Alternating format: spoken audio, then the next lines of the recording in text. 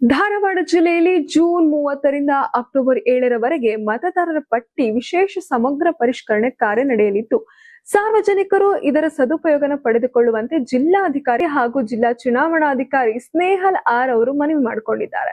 ಇನ್ನು ಭಾರತ ಚುನಾವಣಾ ಆಯೋಗದ ನಿರ್ದೇಶನದಂತೆ ಧಾರವಾಡ ಜಿಲ್ಲೆಯಲ್ಲಿ ಮತದಾರರ ಪಟ್ಟಿ ವಿಶೇಷ ಸಮಗ್ರ ಪರಿಷ್ಕರಣೆ 2026ರ ಕಾರ್ಯ ಕೈಗೊಳ್ಳಲಾಗ್ತಾ ಇದೆ. ಇನ್ನು ಸುದ್ದಿಗೋಷ್ಠಿಯಲ್ಲಿ ಮಾತನಾಡಿದ ಜಿಲ್ಲಾಧಿಕಾರಿ ಸ್ನೇಹಲ್ ಆರ್, ಜೂನ್ 30ರಿಂದ ಜೂನ್ 29ರವರೆಗೆ ಬಿಎಲ್ಒಗಳು ಮನೆ ಮನೆಗೆ ಭೇಟಿ ನೀಡಿ ಮತದಾರರ ಮಾಹಿತಿಯನ್ನು ಸಂಗ್ರಹಿಸಲಿದ್ದಾರೆ ಎಂದು ಹೇಳಿದ್ದಾರೆ. ಇನ್ನು ಆಗಸ್ಟ್ 5ರಂದು ಕರಡು ಮತದಾರರ ಪಟ್ಟಿಯನ್ನು ಪ್ರಕಟಿಸಲಾಗುವುದು. ಇನ್ನು ಆಗಸ್ಟ್ 5ರಿಂದ ಸೆಪ್ಟೆಂಬರ್ 4ರವರೆಗೆ ಆಕ್ಷೇಪಣೆ ಮತ್ತು ತಿದ್ದುಪಡಿಗೆ ಅವಕಾಶ ನೀಡಲಾಗಿದ್ದು, ಅಂತಿಮ ಮತದಾರರ ಪಟ್ಟಿಯನ್ನ ಅಕ್ಟೋಬರ್ 7ರಂದು ಪ್ರಕಟಿಸಲಾಗುವುದು ಎಂದು ಹೇಳಿದ್ದಾರೆ. ಇನ್ನು ಧಾರವಾಡ ಜಿಲ್ಲೆಯ 7 ವಿಧಾನಸಭಾ ಕ್ಷೇತ್ರದಲ್ಲಿ 1665 ಮತಗಟ್ಟೆಗಳಿದ್ದು 16 ಲಕ್ಷಕ್ಕೂ ಹೆಚ್ಚು ಮತದಾರರು ನೋಂದಾಯಿತರಾಗಿದ್ದಾರೆ. ಇನ್ನು ಈ ಕಾರ್ಯಕ್ಕಾಗಿ ಬಿಎಲ್ಒಗಳು ಹಾಗೂ ಮೇಲ್ವಿಚಾರಕರನ್ನು ನಿಯೋಜಿಸಲಾಗಿದೆ. ಇನ್ನು ಜಿಲ್ಲಾದ್ಯಂತ ವಿಶೇಷ ಸೌಲಭ್ಯ ಕೇಂದ್ರಗಳನ್ನು ತೆರೆಯಲಾಗಿದ್ದು, ಮತದಾರರು ಹೆಸರು ಸೇರ್ಪಡೆ, ತಿದ್ದುಪಡಿ ಸೇರಿದಂತೆ ಅಗತ್ಯ ಸೇವೆಗಳನ್ನು ಪಡೆದುಕೊಳ್ಳಲು ತಿಳಿಸಿದ್ದಾರೆ.